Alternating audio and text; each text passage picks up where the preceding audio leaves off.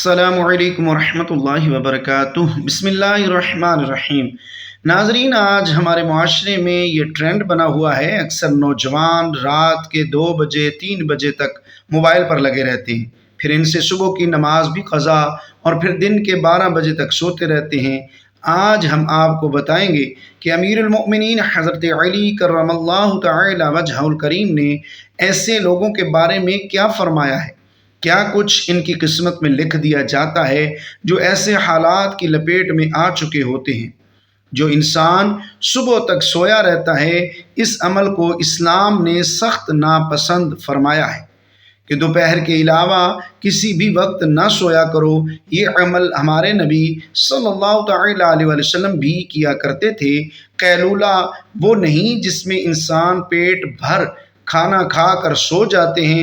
قیلولہ سے مراد وہ عمل ہے کہ آپ کھانا کھا چکے ہیں یا نہیں، بس تھوڑی دیر آرام کرنا دوپہر کے آرام میں، تاکہ آپ کا جو باقی دن کا وقت ہے اچھی طرح گزرے۔ 5 نمازوں میں سے سب سے اہم فجر کی نماز ہے۔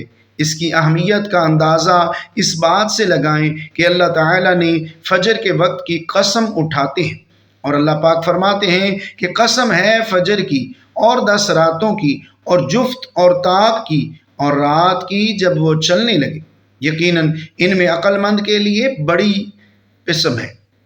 ام المؤمنین حضرت عائشہ صدیقہ رضی اللہ تعالی عنہ سے روایت ہے کہ حضور اقدس صلی اللہ تعالی علیہ وسلم نے ارشاد فرمایا کہ فجر کی باجماعت نماز ایک مسلمان کی صداقت اور اس کا ایمان پرکھنے کی کسوٹی ہے۔ ایک بار امیر المؤمنین حضرت علی رضی اللہ تعالی عنہ نماز کے لیے نکلے۔ راستے میں انہوں نے ایک بوڑھے کو پایا جو ان کے آگے آگے چل رہا تھا۔ آپ رضی اللہ تعالی عنہ اس کے پیچھے پیچھے چلنے لگے اور اس کے بڑھاپے کی تعظیم اور اس کے احترام میں آگے نہیں بڑھے۔ ادھر مسجد میں جماعت کی نماز کھڑی ہو گئی۔ جب نبی کریم صلی اللہ تعالی علیہ وسلم رکوع میں گئے تو حضرت جبریل امین علیہ الصلوۃ والسلام نے آپ صلی اللہ تعالی علیہ وسلم کی پشت مبارک پر اپنا ہاتھ رکھ دیا۔ آپ صلی اللہ تعالی علیہ وسلم جب رکوع سے اٹھنے کا ارادہ فرماتے، حضرت جبریل امین علیہ الصلوۃ والسلام آپ کو روک دیتے، یہاں تک کہ امیر المؤمنین حضرت علی رضی اللہ تعالی عنہ نے آپ صلی اللہ تعالی علیہ وسلم کو نماز میں پا لیا، یعنی نماز میں آ کر شریک ہو گئے۔ رافع بن خدیج رضی اللہ تعالی عنہ کہتے ہیں کہ میں نے رسول اللہ صلی اللہ تعالی علیہ وسلم کو فرماتے سنا، فجر خوب اجالا کر کے پڑھو کیونکہ اس میں زیادہ ثواب ہے، یعنی اتنا اجالا ہو جانے دو کہ طلوع فجر میں کوئی شک و شبہ باقی نہ رہے۔ یا یہ حکم ان چاندنی راتوں میں ہے جن میں طلوع فجر واضح نہیں ہوتا۔ شاہ ولی اللہ محدث دہلوی رحمۃ اللہ تعالی علیہ حجت اللہ البالغہ میں لکھتے ہیں کہ یہ خطاب ان لوگوں کو ہے جنہیں جماعت میں کم لوگوں کی حاضری کا خدشہ ہو، یا ایسی بڑی مسجدوں کے لوگوں کو ہے جس میں کمزور اور بچے سبھی جمع ہوتے ہوں۔ یا اس حدیث کا مفہوم یہ ہے کہ فجر کی نماز خوب لمبی پڑھو تاکہ ختم ہوتے ہوتے خوب اجالا ہو جائے۔ جیسا کہ حضرت ابو ہریرہ رضی اللہ تعالی عنہ کی روایت میں ہے کہ آپ فجر کی نماز پڑھ کر لوٹتے تو آدمی اپنے نشیں کو ہم نشیں کو پہچان لیتا۔ حضرت ابو ہریرہ رضی اللہ تعالی عنہ سے مروی ہے کہ نبی کریم صلی اللہ تعالی علیہ وسلم نے ارشاد فرمایا کہ منافقین کے لیے سب سے بھاری عشاء اور فجر کی نماز ہے۔ اگر انہیں علم ہو کہ اس میں کیا اجر و ثواب ہے تو وہ اس کے لیے ضرور آئیں، چاہے گھسٹ کر آئیں۔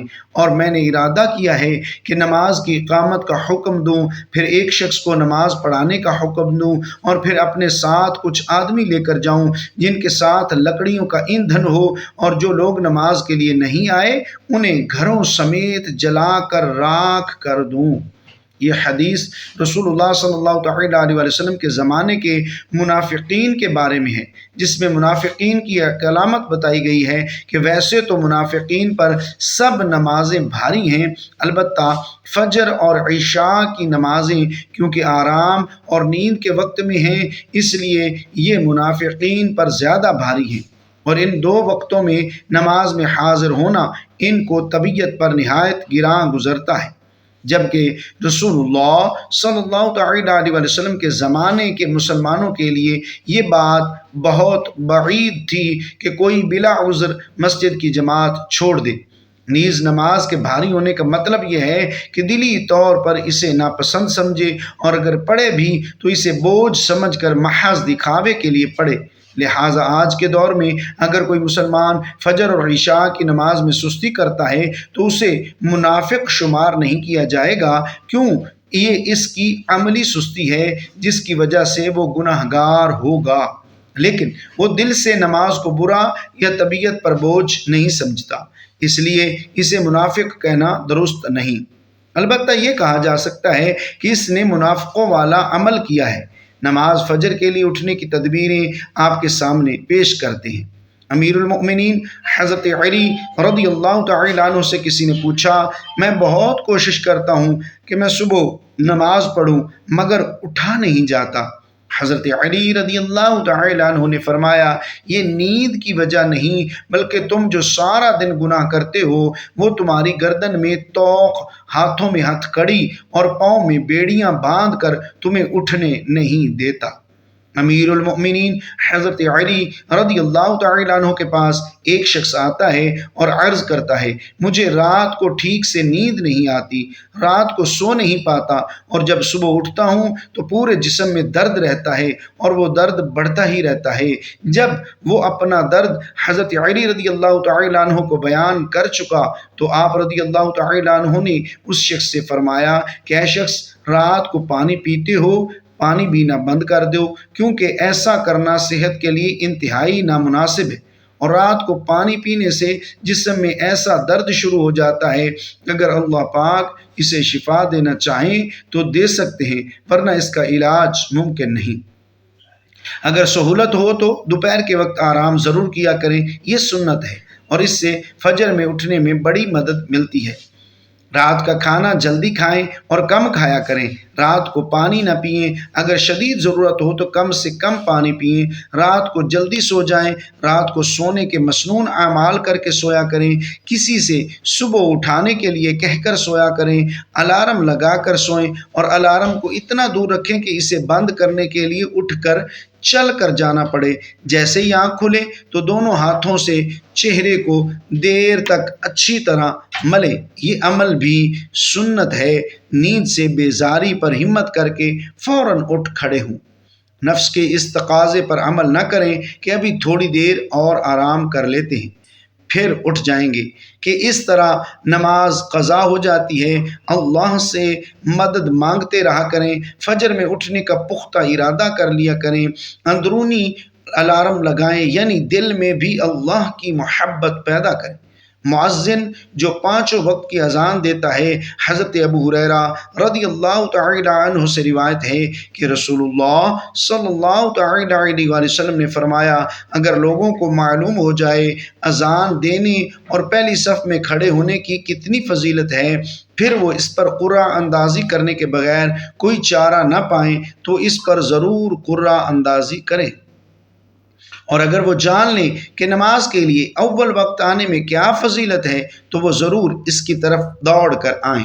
اگر وہ جان لیں کہ نماز عشاء اور نماز فجر کی کتنی فضیلت ہے تو وہ ضرور ان میں شریک ہوں، اگرچہ انہیں سینے کے بل گھسیٹ کر آنا پڑے۔ حضرت ابو ہریرہ رضی اللہ تعالیٰ عنہ کی روایت میں ہے کہ آپ صلی اللہ تعالیٰ علیہ وسلم نے خاص طور پر مؤذن کے لیے مغفرت کی دعا فرمائی ہے۔ ناظرین، مؤذن جس طرح اذان کے ذریعے اللہ تعالیٰ کی بڑائی کا اعلان کرتا ہے اور اس کی وحدانیت کا ترانہ گاتا ہے، اسی طرح اس کو اجر بھی رب العزت عطا فرمائیں گے کہ قیامت کے دن سب سے بلند مقام ہوگا اور اس کو امتیازی شان حاصل ہوگی، اور وہ ساری کائنات جس نے اس کی آواز سن لی ہے اس کے حق میں گواہی دے گی۔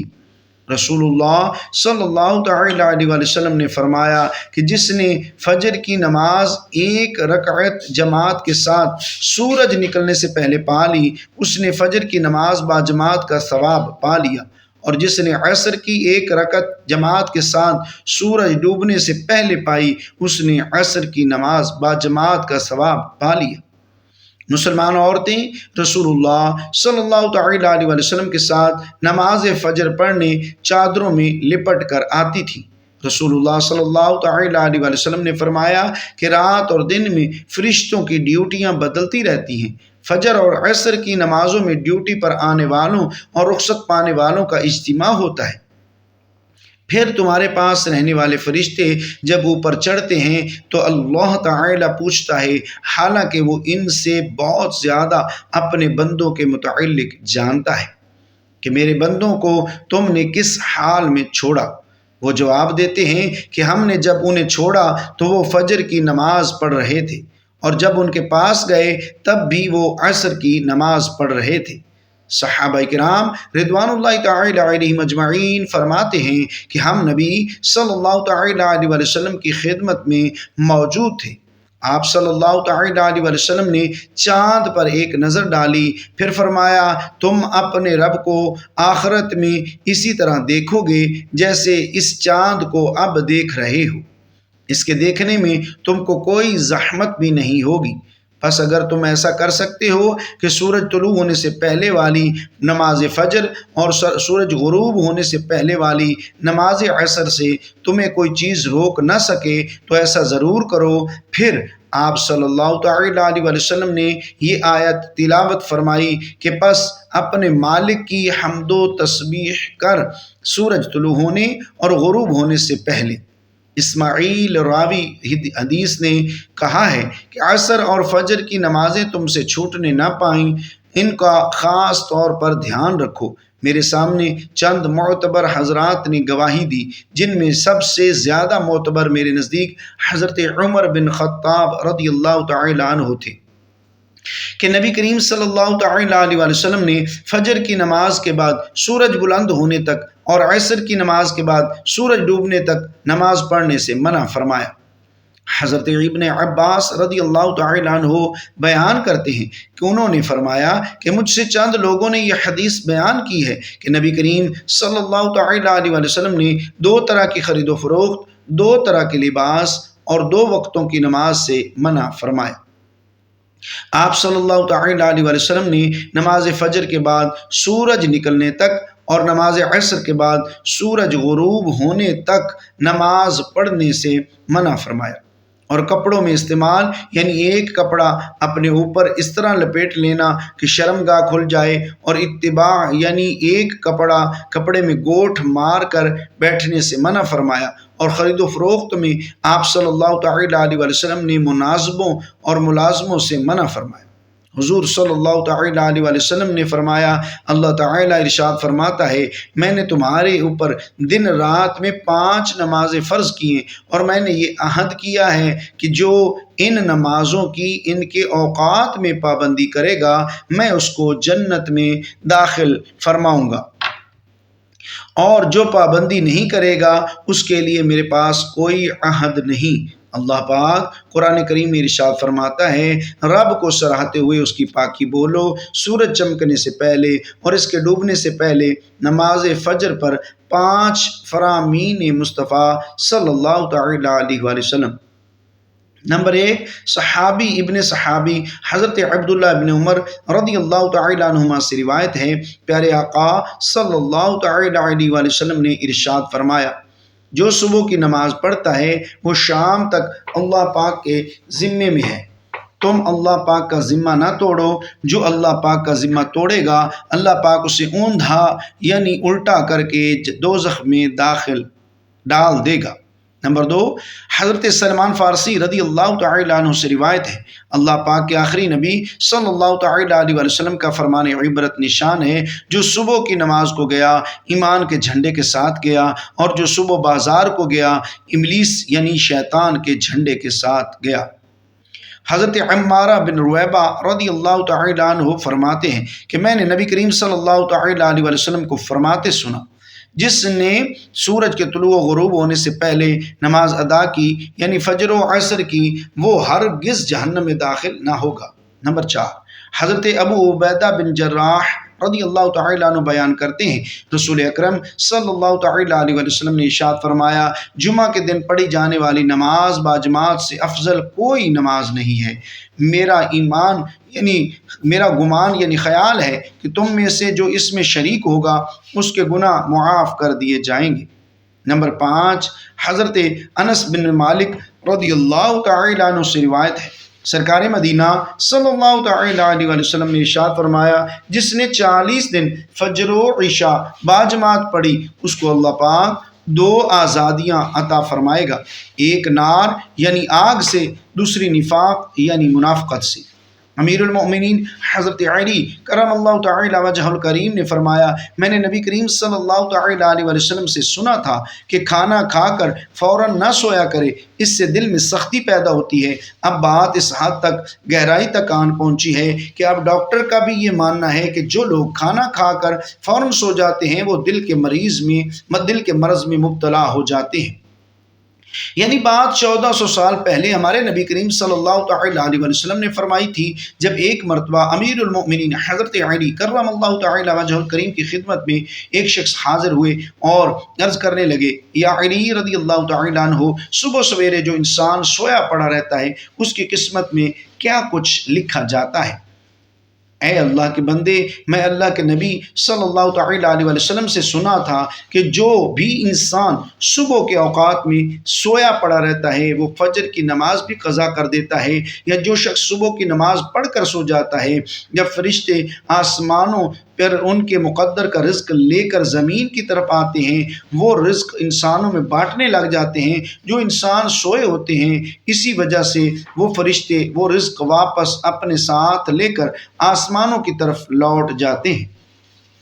جب وہ نیند سے فارغ ہو کر اٹھتا ہے تب ایسے لوگ رزق کی تنگی کی شکایت کرتے پھرتے ہیں۔ جو لوگ رزق کی تنگی کی شکایت کرتے ہیں، جب آزمانے کے لیے ان سے پوچھو تو صحیح کہ صبح کتنے بجے اٹھتے ہو، تو وہ لازمی کہیں گے کہ ہم صبح اٹھتے ہی نہیں، لہٰذا یہی وجہ ہے کہ جس کی وجہ سے ان کا رزق تنگ کر دیا جاتا ہے، جس کی وجہ سے وہ رزق کی شکایت کیے پھرتے ہیں۔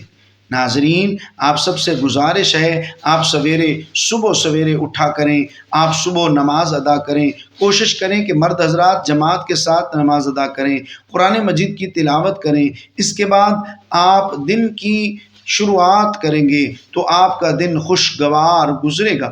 جو انسان سویرے جاگتے ہیں وہ اپنے کام بھرپور طریقے سے انجام دیتے ہیں، ان کے رزق میں برکت ہوتی ہے اور وہ ایک پرسکون اور خوشحال زندگی بسر کرتے ہیں۔ ان کی تندرستی کی بھی کوئی شکایت نہیں ہوتی کہ وہ کسی بیماری میں مبتلا ہیں۔ حضرت علی کرم اللہ تعالی وجہ الکریم نے فرمایا، مجھے جنت سے کہیں زیادہ نماز عزیز ہے، اس لیے کہ جنت میری رضا ہے اور نماز میرے رب کی رضا ہے، تو میں اپنی رضا کو اپنے رب کی رضا پر قربان کرتا ہوں۔ مجھے جنت کی ضرورت نہیں ہے، مجھے نماز کی ضرورت ہے، اس لیے کہ نماز میرے نبی حضرت محمد صلی اللہ تعالیٰ علیہ وسلم کی آنکھوں کی ٹھنڈک ہے۔